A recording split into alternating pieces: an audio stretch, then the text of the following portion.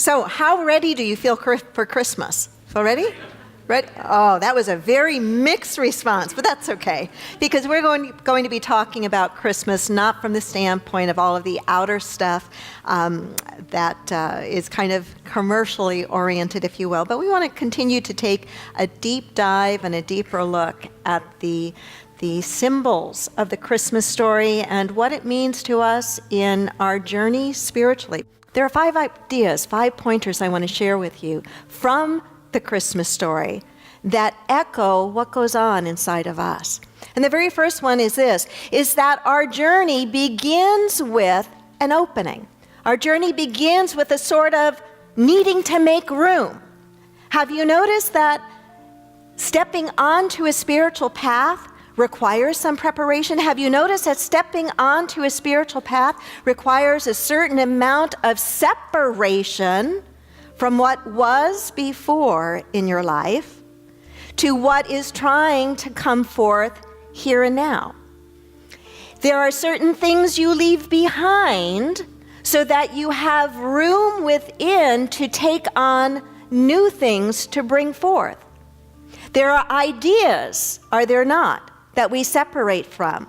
Ideas of lack and limitation and judgment and separation. We separate from these ideas as we walk a spiritual path together, that we might make room and take on a new consciousness.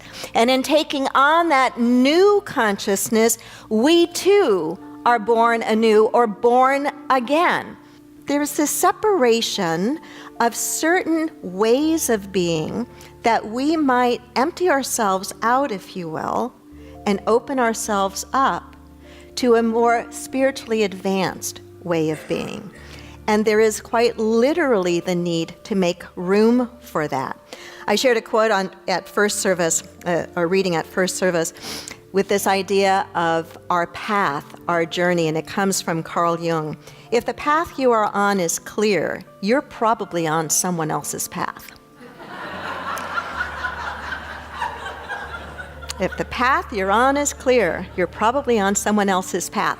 That should evoke laughter, and I think it should also give us some comfort, like, okay, so it's not going to be so clear-cut. It's not going to be so clear-cut. And that leads me into point number 2. And we've touched upon this a little bit in some of the other previous weeks, that the journey often begins in a very messy and often dangerous and chaotic way. Can I have an amen to that? Some of you may be students of the spiritual teacher Byron Katie or Eckhart Tolle, and if you know anything about their awakening and their spiritual journey, there was a lot of messiness on the human level to their awakening and to their journey. Some of us come onto the spiritual path or the path of spiritual transformation kicking and screaming against everything, trying to stay the way we were because it was familiar, and yet there is something pulling us up and out and forward on our own unique path. And oftentimes that can feel messy and sometimes dangerous. And I think there's a part of our psyche that longs for the neatness and the predictability of the in, but we don't get born there. We wind up being born, opened up, if you will, into our spiritual essence, usually through something that's somewhat messy or somewhat dangerous or somewhat chaotic. A third pointer is this, that our focus on our spiritual journey, our focus continues to shift from the outer to the inner. We deeply value the inner life. We deeply value turning within for inspiration and wisdom and guidance and direction. And you may or may not be aware of this, but it's quite symbolic in the Christmas story that we're told that the wise men came from the east and followed the star to Bethlehem. The idea of east in the Bible is significant mystically in that it refers to the inner. The east was believed to be the origin of the inner, the origin of wisdom. Thanks for listening.